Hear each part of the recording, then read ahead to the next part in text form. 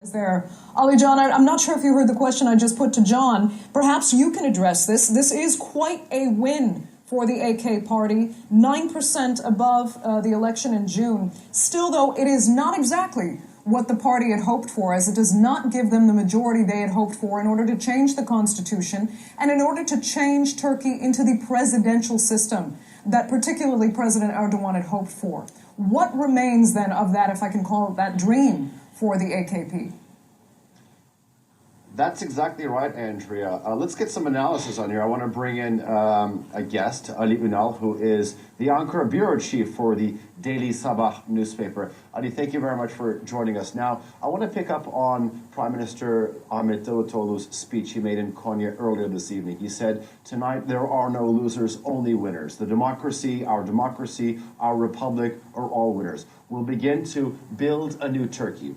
When you ask some people, when you say build a new Turkey, I think they're trying to imply a switch over to the presidential system. But right now, they have 316 seats in parliament. That's not enough for the 3/5 majority needed to take a possible vote to a public referendum. So where are they going to start with? Well, before they move on, I think we should underline one thing. We are standing in front of the Turkish parliament. We are the heart of the Turkish democracy. And tonight's election results also reveal that Turkey has strong functioning democracy with this strong, high participation rate. This is worth to be mentioned. Even though the Prime Minister Davutoğlu said that there are no losers in the election, obviously election results reveal that there are two losers, which are pro-Kurdish HDP and the Nationalist Movement Party, MHP. Well, if you look at why they lose the support in the election, I mean, if you look at from the MHP's perspective, after June 7 election, the uncompromising attitude of the MHP leader, Devlet Bahçeli, they didn't want to, part of the coalition government in any way. So I think the voters punished them because of their uncompromising attitude. And if you look at the HDP, in June 7 election, they got 13% of voters, which is something really important, and they really get a historical advantage to continue on the Kurdish reconciliation process for more democratization efforts.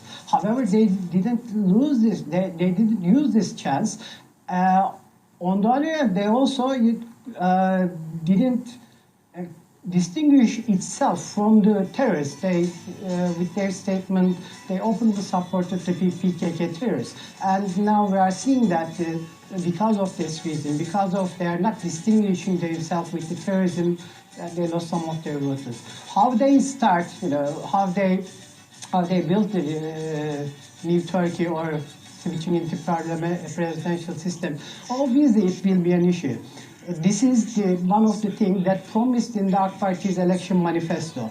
But before then, discussion of the presidential system, I believe that there are some other more important issues. And for example, continuing on reforming Turkey will be one of the priority of the new government, because in their election manifesto, AK Party promised to revitalize the EU negotiation process. Therefore, we can assume that accelerating the EU reforms will be one of the priorities of the new government.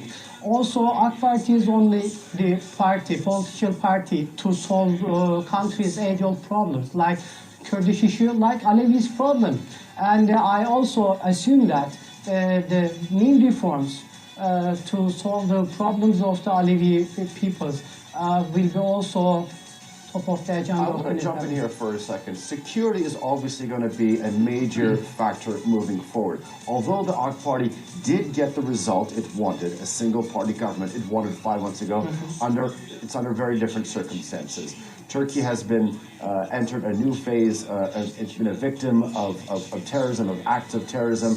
We saw this in the Suruç bombing in July, where 32 people lost their lives. Just last month, in the middle of last month, on the 10th of October, Turkey was devastated by its worst attack of terrorism, in which at least 102 people died, with hundreds more injured.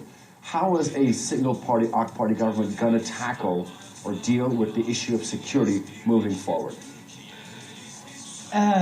In June 22, we witnessed that the PKK end up the ceasefire, unilaterally end up the ceasefire and finish the 2.5-year reconciliation process. And then after that, AK Party, which is the party who started the Kurdish reconciliation process and took huge political risk to start it, feel cheated. Therefore, I don't think that, restarting of kind of, how do you say, reconciliation process is not seem likely.